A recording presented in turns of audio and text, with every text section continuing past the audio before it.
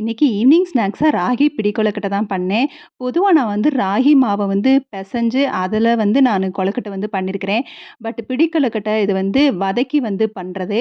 இத அதிகமா பச்சரிசி மாவுல தான் பண்ணுவாங்க. பிடி கொழுக்கட்டைன்னு சொல்லி செம்ம டேஸ்ட்டா இருக்கும். ஸோ இன்னைக்கு ராகி மாவுல வந்து ட்ரை பண்ணி தான் பார்ப்போமே அப்படிங்கிற மாரி ட்ரை பண்ணேன். ரொம்பவே டேஸ்ட்டா இருந்துச்சு. என்ன ஒரே ஒரு மைனர் மிஸ்டேக் அப்படின்னா, கொஞ்சம் வந்து தண்ணி வந்து கூடிருச்சு.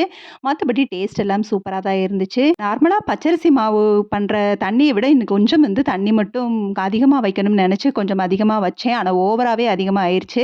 கொஞ்சம் மட்டும் சேர்த்து வச்சா போதும். நான் கொஞ்சம் அதிகமா தண்ணி ஊத்துனதுனால கொஞ்சம் வந்து நெழுகலா இருந்த மாரி இருந்துச்சு. மத்தபடி நல்லா தான் இருந்துச்சு. இதுலயே இன்னும் முந்திரி பருப்பு, அப்புறம் பாதாம் இதெல்லாம் வந்து நுணுக்கி போட்டோம்னா, இன்னுமே டேஸ்ட் டிஃபரண்டா இருக்கும்னு நெனைக்கிறேன். கையில ஃபுல்லா நெய்ய அப்ளை பண்ணிட்டு தான் அதுக்கப்புறம் நான் வந்து பிடிக்கல கட்ட மாரி பிடிச்சு வச்சேன். மாவு ரெடி பண்றப்பயே கொஞ்சம் சேர்த்து பண்ணிட்டேன். அத கொஞ்சம் ஃப்ரிட்ஜ்ல எடுத்து வச்சுட்டேன். மறுநாள் காலையில ஹீட் பண்ணி கொழுக்கட்டையா புடிச்சு வேக வச்சு, ஸ்கூலுக்கு லஞ்ச் பண்றப்ப ஸ்நாக்ஸ் பண்ணியும் குடுத்துரலாம்.